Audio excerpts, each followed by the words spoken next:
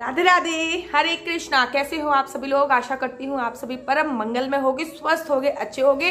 तो आने वाला है नरसिंह भगवान का हैप्पी बर्थडे, जो कि पड़ रहा है 14 मई को। अर्थात 14 मई को नरसिंह भगवान का अवतरण दिवस माना जाता है। कहा जाता है कि इस दिन इस दिन नरसिंह भगवान ने अवतार लिया था। विष्णु भगवान का ही एक स्वरूप है नरसिंह भगवान। नरसिंह भगवान का उस दिन अवतारण हुआ था। नरसिंह भगवान ने प्रहलाद की रक्षा करी थी। और नरसिंह भगवान की पूजा अर्चना वंदना करने पर हमें परम सुख की प्राप्ति होती है। और जिनमें कॉन्फिडेंस लेवल नहीं है, बहुत सारे लोग ऐसे मैंने देखे हैं जो कहते हैं कि दीदी हमारे पास ज्ञान तो बहुत है लेकिन कॉन्फिडेंस की बहुत ज्यादा कमी है, जिसमें आत्मविश्वास नहीं है, उनको नरसिंह भगवान की पूजा अर्चना वंदना जरूर करनी चाहिए। जिनके घर पे जादू टोना टोटके भूत प्रेत ऐसी चीजों का अगर आप लोग सामना कर रहे हो, ऊपरी हवा, ऊपरी नेगेटिविटी, तो फिर आपको नरसिंह भगवान की पूजा अर्चना वंदना जरूर करनी चाहिए और धूमधाम से मनाना चाहिए नरसिंह भगवान का जन्मदिन। पहले विधि बता देती हूँ कैसे कैसे क्या क्या करना है। बहुत साधारण और सिंपल विधि बताऊंगी जो मैं भी अपने घर पे कर सकूं। अगर आपके घर पे नरसिंह भगवान की कोई प्रतिमा है तो उस पर गंगा जल डाल के आपको छिड़काव करना है।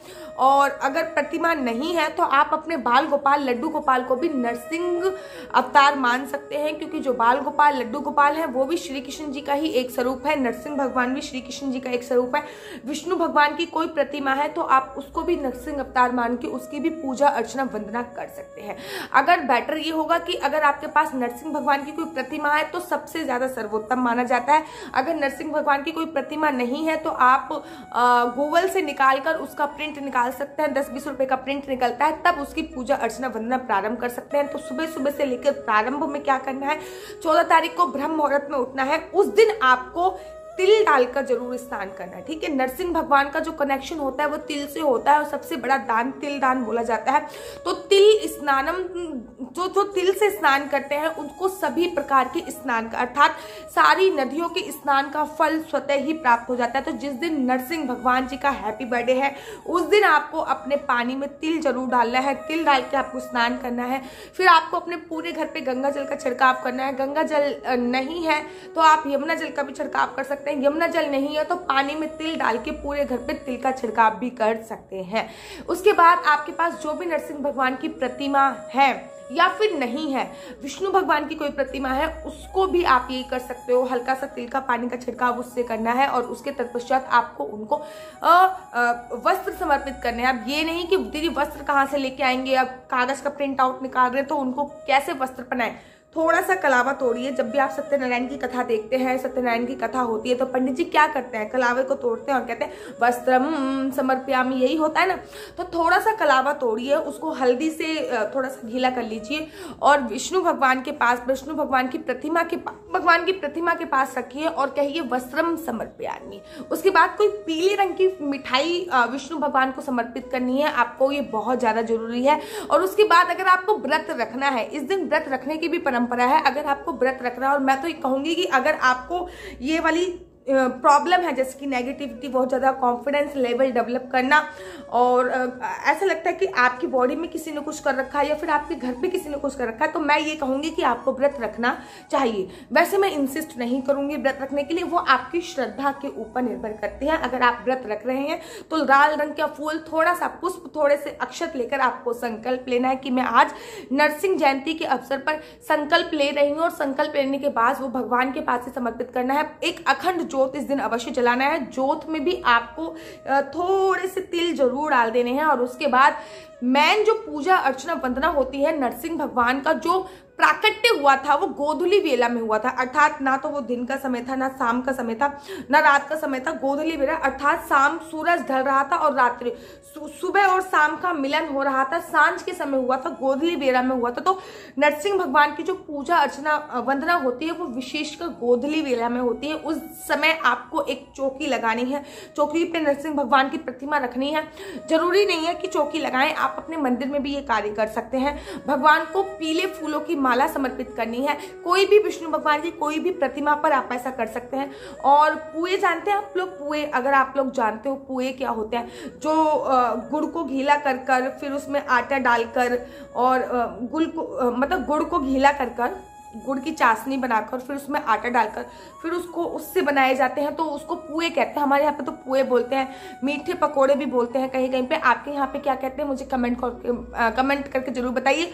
और येलो रंग की जो खिचड़ी होती है या फिर लेमन राइस जो होता है, येलो रंग का कोई भी चीज़ आप बना सकते हैं और नरसिंह भगवान को भोग लगा सकते हैं। इस दिन पीले रंग की मिठाई पुए का भोग जरूर लगाते हैं। गुड़ के पानी का भोग अवश्य लगता है। पूरे परिवार को गुड़ के पानी उस दिन पीना चाहिए। हल्का फुल्का चाय पिए, पुए जरूर इस दिन भोग लगाएं और आप भी पुए का सेवन करें। इस दिन चावल जरूर बनाएं और चावल का खुद भी सेवन करें। इस दिन दान का अपना एक विशेष महत्व होता है। भगवान नरसिंह से प्रार्थना करनी है कि जैसे आपने प्रहलाद की रक्षा करी है वैसे ही आपको हमारी रक्षा करनी है। भगवान नरसिंह से प्रार्थना करनी है कि नरसिंह भगवान ने जैसे हिरण्यकश्यप को मारने के लिए नरसिंह अवतार लिया था, आप लोगों को पता तो होगी ये कथा, नहीं पता तो इन शॉर्ट में मैं बता देती हूँ। ये कथा बड़ी ही इंटरेस्टेड कथा है। जब हिरण्यकश्यपु का वध हो गया था तो हिरण्यकश्यप को अत्यधिक क्रोध आ रहा था। जब हिरण्यकश्यप को बहुत क्रोध आया तो उसने घोर तपस्या करी और घोर तपस्या करके भगवान से वर मांगा अमर होने का। लेकिन भगवान ने बोला भैया अमर तो हम भी नहीं है, आप कैसे अमर हो जाएंगे। तो उसने बोला कि ना मैं दिन में मरूं, ना मैं रात में मरूं, ना मैं किसी अस्त्र से मरूं, ना शस्त्र से मरूं, ना जमीन पे मरूं, ना आसमान पे मरूं, ना घर में मरूं, ना घर के बाहर मरूं, ना सुबह मरूं, ना शाम मरूं।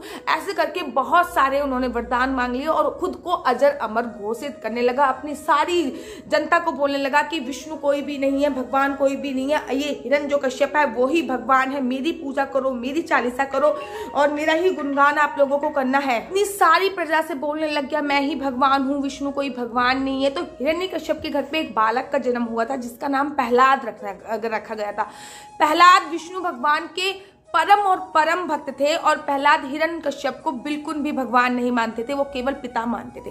हिरण्यकश्यप ने अनेकों बार उनको समझाने की कोशिश करी लेकिन वो समझे नहीं। तो हिरण्यकश्यप ने उनको मारने की बहुत ज्यादा कोशिश करी, लेकिन कहते हैं ना कि जिसके ऊपर भगवान का हाथ हो उसका कोई बाल विवाह का नहीं कर सकता, जिसके ऊपर प्रभु का हाथ हो उसका कोई एक तिनका तक भी नहीं बिगाड़ सकता है। प्रहलाद को पहाड़ियों के ऊपर से गिरा दिया। वो हरी हरी बोलते हुए प्रहलाद पहाड़ियों के ऊपर से बच गया, पहाड़ों के ऊपर से बच गया। उनको प्रहलाद जी को एक बंद कमरे में बहुत सारे सांपों के बीच में छोड़ दिया गया, लेकिन वो ओम नमो भगवते वासुदेवाय का जाप करते करते बच गए। उनको उनकी बहन होलिका ने मारने की कोशिश करी, लेकिन प्रभु की ऐसी कृपा हुई कि होलिका जल गई, लेकिन प्रहलाद जी बच गए। अब हिरण्यकश्यप बहुत ज्यादा परेशान हो गया था। तो हिरण्यकश्यप ने कहा कि मैं अब खुद ही अपने सोचा मैंने सारे के सारे हथकंडे अपना लिए, लेकिन हमेशा मेरा पुत्र बचा जा रहा है।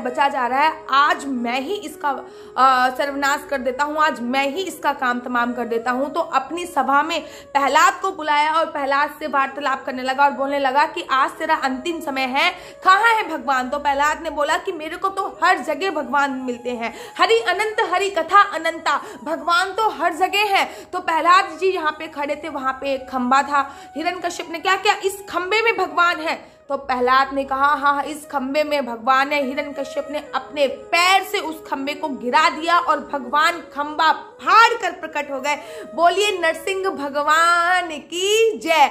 भगवान ने आधा शरीर शेर का बनाया हुआ था, आधा शरीर मनुष्य का था। ना तो वो पूर्ण मनुष्य थे, ना वो पूरी तरीके से जानवर थे। भगवान उसको पकड़ के लेके गए और घर की दहलीज पर लेके गए। कहे ना तू घर पे है ना तू घर के बाहर है।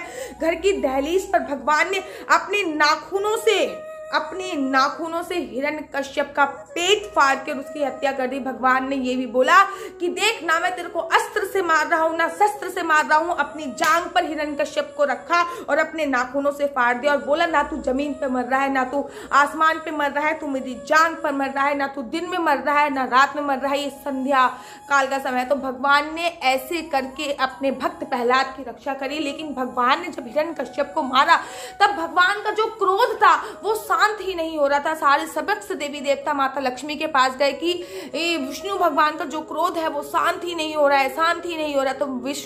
तो माता लक्ष्मी नरसिंह भगवान के पास आई, लेकिन क्रोध देखकर वो भी वहां से चली गई।